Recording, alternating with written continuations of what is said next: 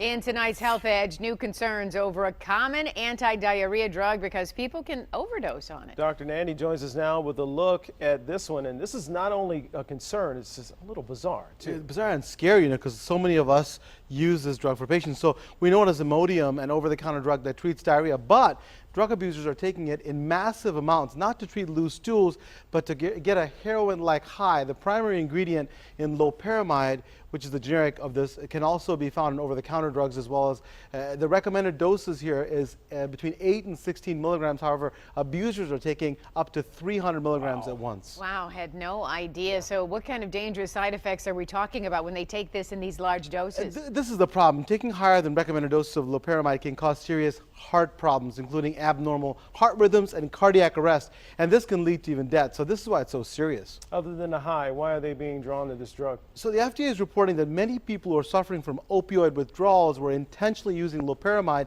in attempts to achieve this euphoria high and self-treat this withdrawal symptom. So they thought this would be the way to go. So if people are struggling with drug abuse and they're trying to self-treat, which is not very good, what else can they do instead of that? Absolutely. So here are my prescriptions. Number one, ask for help. Really, first important step, visit your doctor or referrals for treatment. So secondly, consider a treatment center. They can address your drug-related medical, psychiatric, and social problems. Some centers even offer outpatient programs. Thirdly, try self-help groups. They can be very helpful during recovery by providing support, so you can use that instead.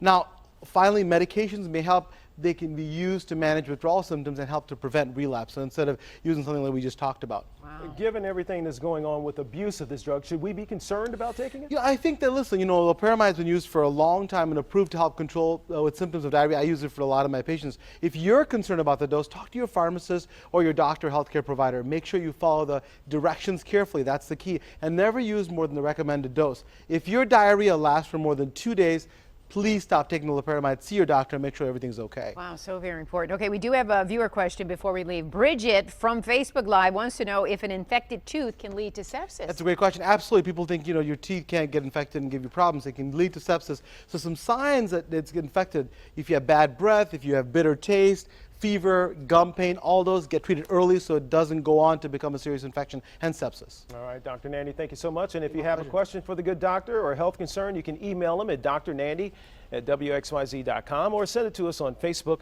or Twitter.